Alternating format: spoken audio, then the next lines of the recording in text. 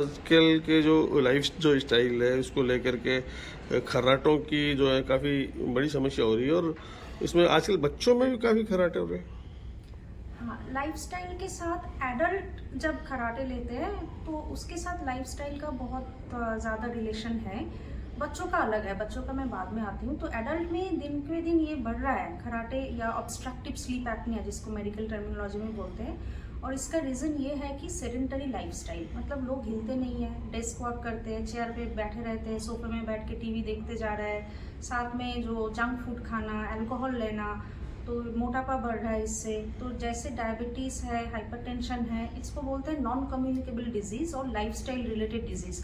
वैसे ही और एक बीमारी है जो साथ ही साथ चलता है, एक के साथ दूसरे जुड़े हुए हैं, वो है OSA, स्नोरिंग खराटे यानी ऑब्स्ट्रक्टिव स्लीप एपनिया। लेकिन बच्चों में जो है उसका अलग रीज़न है। ज़्यादातर बच्चों में नाक में या गले में कुछ ENT प्रॉब्लम रहता है, किसी को टॉन्सिल बड़ा होता है, किसी को एडिनोइड बड़ा होता है। तो बच्चों के केस में लाइफस्टाइल प्रॉब्लम नहीं है। जो एडल्ट्स हैं उनके जो खर्राटों की जो बीमारी है का कितनी खतरनाक साबित हो सकती है। देखिए, बहुत लोग जो है, जो बहुत टायर्ड है तो तभी खराटे लेते हैं, हर रोज़ नहीं कि थोड़ा सा दारू पी लिया तो उस रात में खराटे लिया, तो वो उतना डेंजरस नहीं होता है। जबकि कुछ कुछ लोग हैं 365 डेज चाहे जहाँ पर भी सो जाए इतना खराटे लेंगे, ट्रेन में, फ्लाइट में। और अगर आप उनका बीवी को या फैमिली मेम्बर्स को आप पूछोगे तो दे विल से कि वो बीच बीच में रुक जाता है, खराटे लेते हुए रुक गया, जैसे सांस ही नहीं ले पा रहे, फिर उठ के फिर सो जाते हैं। ये जो चीज़ है ये बहुत भयानक है, इसको बोलते हैं एपनिया। एपनिया मतलब स्टॉपेज ऑफ रेस्पिरेशन, 10 सेकेंड के लिए कुछ ऑक्सीजन जाता नहीं है बॉडी में।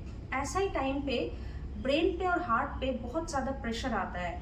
इस चीज़ को अगर ट्रीट नहीं किया गया तो 5 साल में, 10 साल में ये बीमारी से हार्ट अटैक और स्ट्रोक होने का चांस रहता है। जो एडल्ट्स में जो खर्राटे ले रहे हैं तो उसका क्या तो कितना खतरनाक है और क्या इसका इलाज है।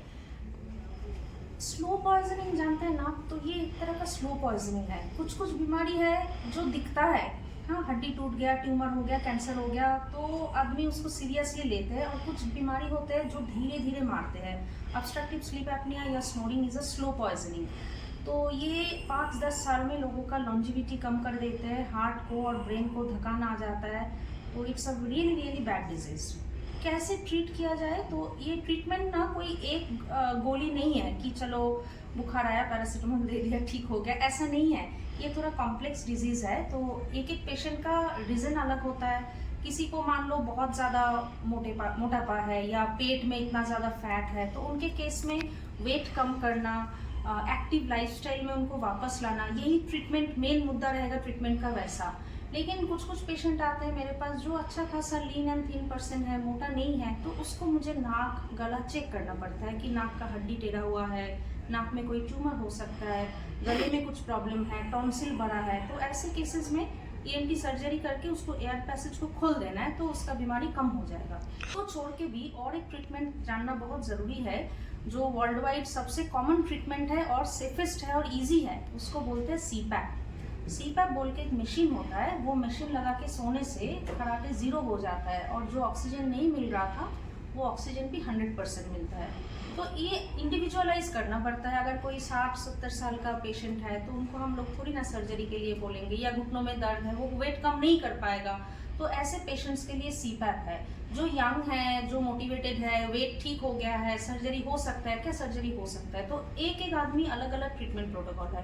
बट टेक होम मैसेज ये है कि अगर आपको खराटे है, सुबह उठ के डर लगता है, टायर्ड लगता है, हेडेक लगता है, दिन में बैठे बैठे नींद आ जाता है, तो आपको डॉक्टर के पास आना है। ये खराटे कोई मामूली चीज़ नहीं है। क्या इसको व्यायाम योगा इससे भी ठीक किया जा सकता है।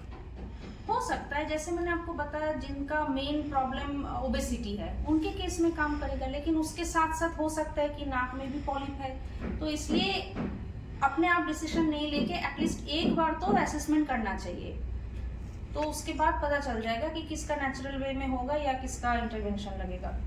आई am doctor Sampurna Ghosh, I am ENT consultant, I practice in Hyderabad Medicover hospital हाईटेक सिटी। तो मुझे यहाँ बुलाया गया था राजस्थान AOI कॉन्फ्रेंस में, so I am thankful to them and I came as a guest speaker. Thank you. चाहती हूँ।